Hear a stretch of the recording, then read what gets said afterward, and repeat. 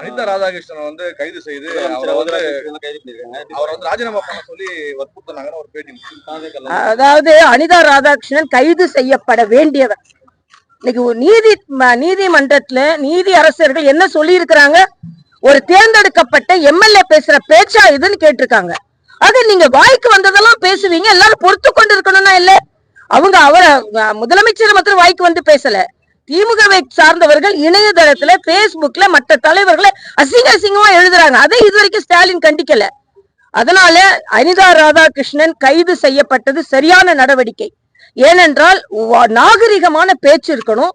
எதிர்கட்சிகளை விமர்சனம் செய்யும் போது கூட வரம்பு மீறி இருக்கக்கூடாது.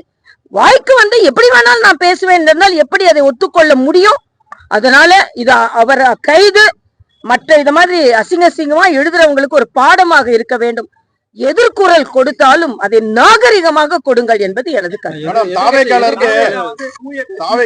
நேற்று பாத்தீங்கன்னா 10,000க்கும் மேற்பட்ட அதிமுகவினர் வந்து விஜயபாஸ்கர்கள் தலைமையில சேர்ந்துட்டாங்க. இல்ல, இதுல வந்து முதல்ல தூய சக்தி என்பதை அவர்கள் எப்பொழுதும் மெயின்டைன் பண்ணணும். வர்றவங்களெல்லாம் சேர்த்துக்கிட்டு இருக்கோம்ன்றதை விட எல்லாத்த விட எனக்கு மனதிற்கு மிக வருத்தமா இருக்கிறது என்னன்னா, மக்கள் தேர்ந்தெடுத்திருக்கிறார்கள், ஒரு மாசம் கூட ஆகல, எவ்வளவு மக்களோட வரி பணம் வீணானது.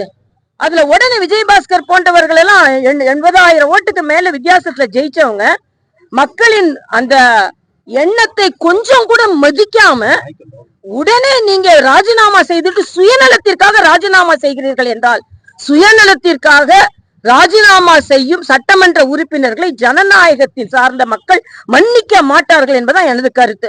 அதாவது சுயநலத்திற்காக, அப்பட்டமான சுயநலத்திற்காக இவர்கள் எல்லாத்துக்கும் உடனே ஒரு காரணம் சொல்லிடுவாங்க. அங்க ஆளுநர் ஆட்சிக்கு வர முயற்சி செஞ்சாரு, பாஜக பின்னால் வந்து இயக்கிச்சு. உங்களோட சுயநலத்திற்கு நீங்கள் முடிவு செய்து விட்டு பாஜகவையோ மற்றவர்களையோ குறை சொல்வது எவ்வளவு நியாயமா? 50 கோடி ரூபாய் வந்து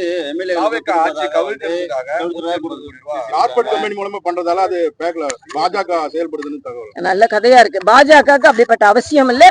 அப்படி பணத்தை கொடுத்து ஆட்சியை கவிழ்ப்பதை நான் வன்மையாக கண்டிக்கிறேன். அந்த முயற்சியை நான் வன்மையாக கண்டிக்கிறேன். இல்ல, பாஜகவுக்கு எந்த பங்கும் இல்லை என்பதை நான் தெரிவித்துக் கொள்கிறேன்.